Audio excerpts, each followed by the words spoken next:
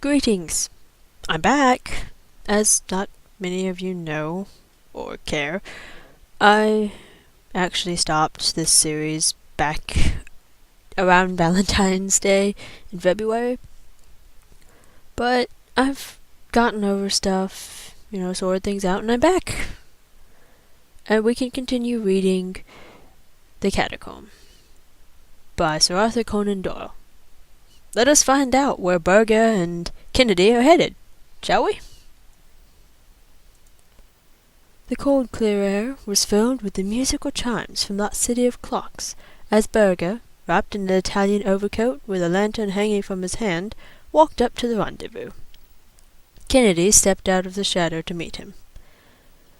"You are ardent in work as well as in love," said the German, laughing. "Yes, I have been waiting here for nearly half an hour." "I hope you left no clue as to where we were going." "Not such a fool! By Jove, I'm chilled to the bone. Come on, Berger, let us warm ourselves by a spurt of hard walking." Their footsteps sounded loud and crisp upon the rough stone paving of the disappointing road, which is all that is left of the most famous highway of the world. A peasant or two going home from the wine shop, and a few carts of country produce coming up to Rome, were the only things which they met. They swung along with the huge tombs looming up through the darkness upon each side of them, until they had come as far as the catacombs of St. Callistus, and saw, against the rising moon, the great circular bastion of the Cecilia Metella in front of them. Then Berger stopped with his hand on his side. "Your legs are longer than mine, and you are more accustomed to walking," said he, laughing. "I think that the place where we turn off is somewhere near here." "Yes, there it is, round the corner of the trattoria. Now, it is a very narrow path, so perhaps I had better to go in front of you, and you can follow." He had lit his lantern, and by its light they were enabled to follow a narrow and devious track which wound across the marshes of the Campagna. The great aqueduct of old Rome lay like a monstrous caterpillar across the moonlit landscape, and their road led them under one of its huge arches, and past the circle of crumbling bricks which marked the old arena.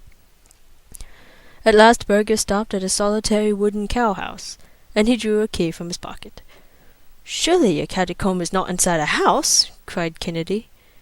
"The entrance to it is.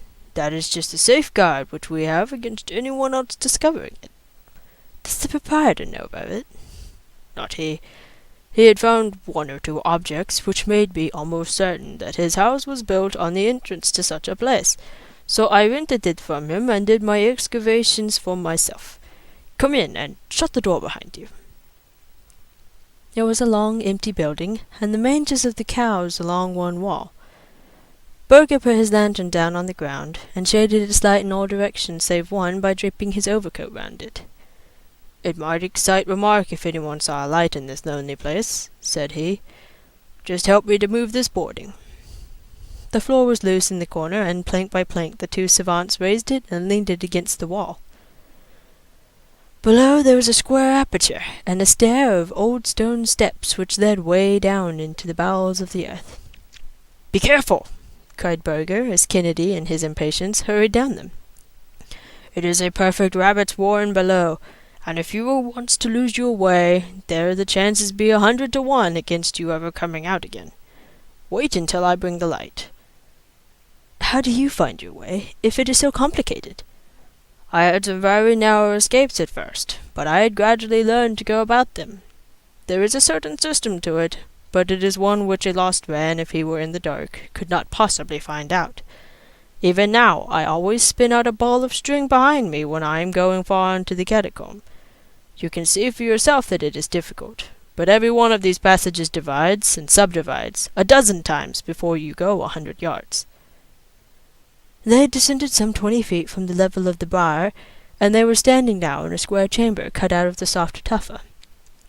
The lantern cast a flickering light bright below and dim above over the cracked brown walls. In every direction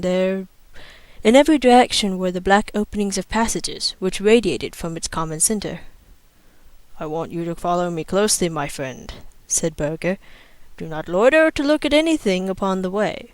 for the place which I will take you contains all that you can see, and more. It will save time for us to go there directly."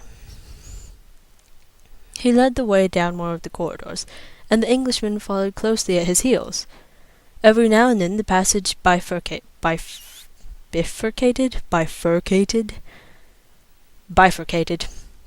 But Burger was evidently following some secret marks of his own, for he neither stopped nor hesitated. Everywhere along the walls, packed like the berths upon an immigrant ship, lay the Christians of old Rome. The yellow light flickered over the shriveled features of the mummies, and gleamed upon rounded skulls and long white arm bones crossed over fleshless chests. And everywhere as he passed, Kennedy looked with wistful eyes upon inscriptions, funeral vessels, pictures, vestments, utensils, all lying as pious hands had placed them so many centuries ago. It was apparent to him, even in those hurried passing glances, that this was the earliest and finest of the catacombs, containing such a storehouse of Roman remains as had never before come at one time under the observation of the student. "What would happen if the light went out?" he asked as they hurried onwards. "I have a spare candle and a box of matches in my pocket. By the way, Kennedy, have you any matches?" "No, you had better give me some." "Oh, that is all right. There is no chance of our separating." "How far are we going? It seems to me that we have walked at least a quarter of a mile." "More than that, I think. There is really no limit to the tombs. At least, I have never been able to find any. This is a very difficult place, so I think that I will use our ball of string." He fastened one end of it to a projecting stone, and he carried the coil in the breast of his coat, paying it out as he advanced. Kennedy saw that it was no unnecessary precaution, for the passages had become more complex and tortuous than ever, with a perfect network of intersecting corridors.